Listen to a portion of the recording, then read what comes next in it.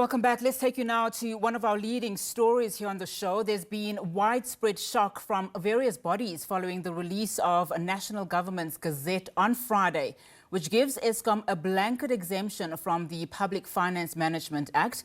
The exemption also includes any irregular, fruitless and wasteful expenditure that occurred during the financial years 2022, 23, 24 as well as 2025. Western Cape Premier Alan Winde says National Treasury's decision is concerning and that the Western Cape government is considering taking action to compel Eskom to disclose all of its figures. The Black Business Council says it views this decision as irrational and desperately seeks to shield a former Eskom CEO Andre de Ruyter from his lack of compliance with the PFMA. Now, the business group says it seeks an urgent meeting with the Minister in Okodongwana to discuss this development.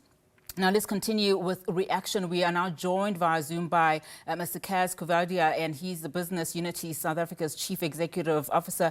Thank you so much for your time this afternoon. What's your reaction then as Business Unity South Africa, just given the outrage and the backlash from other groups?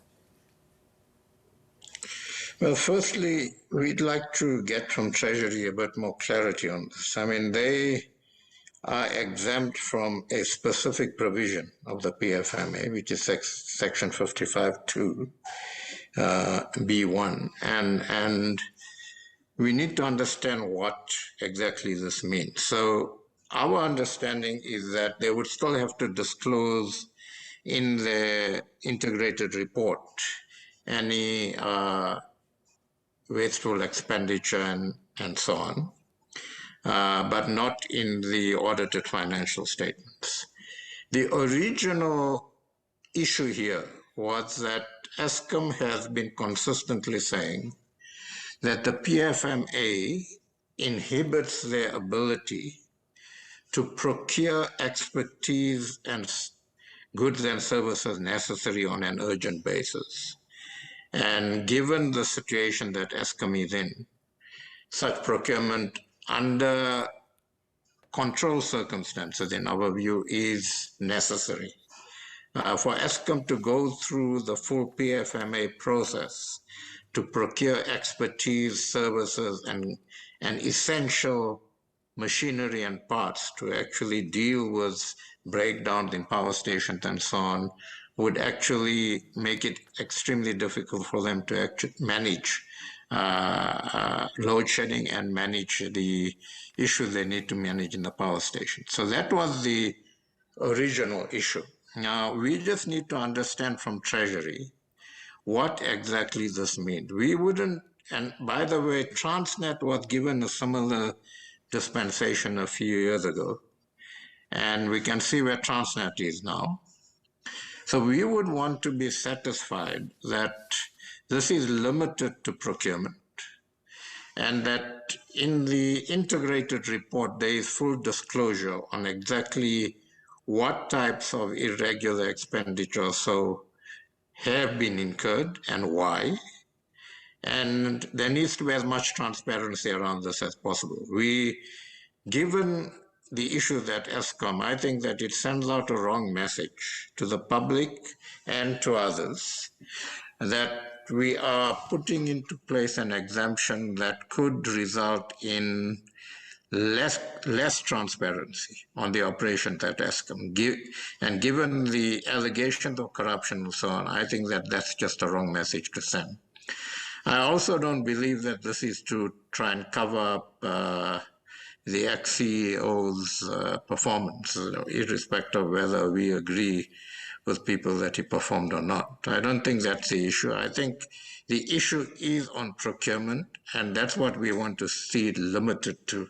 And that's why we'd like to speak to Treasury, and we'd like transparency around this. I mean, I think, that is the issue here. That is the outrage. I don't think the outrage necessarily is around a preferential procurement. I mean, as you've said, it's been done before, but also the lessons learned from Transnet. Surely this would not then be the route to take, as Treasury.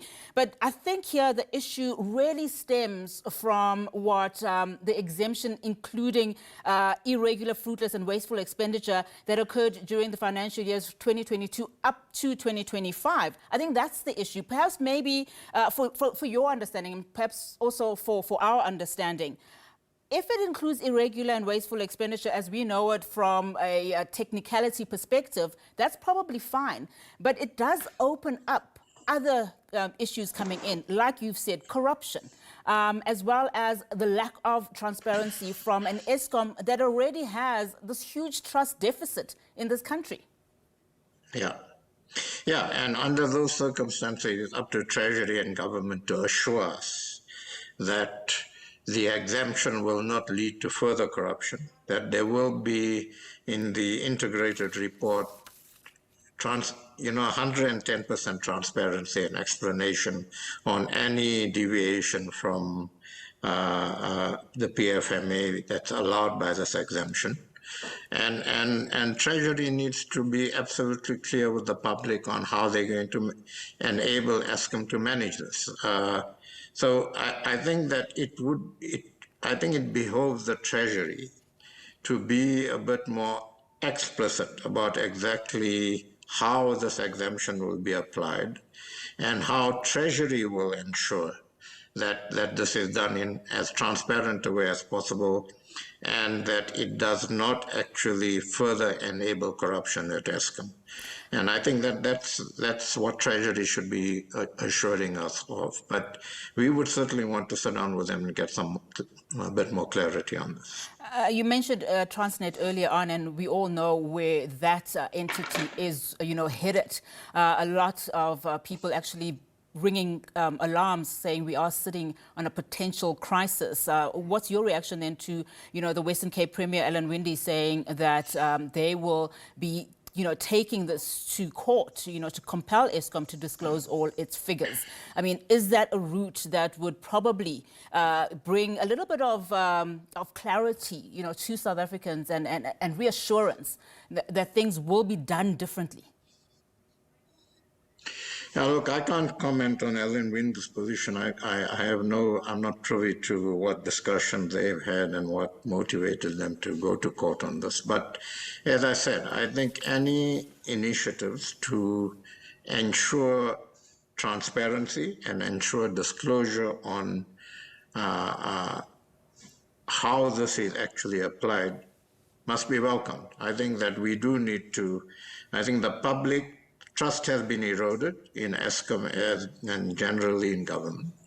And I think the public has the right to be informed and to see transparency. And the public has the right to be assured, and with facts and figures, that the exemption will not be abused and will actually be utilized to address the procurement issue that Eskom has consistently said it has. Mr. Coovadia, thank you so much for your time. Hopefully you will get that clarity and we will have you back on air sometime soon. Cas Coovadia, Business Unity South Africa's CEO. All right.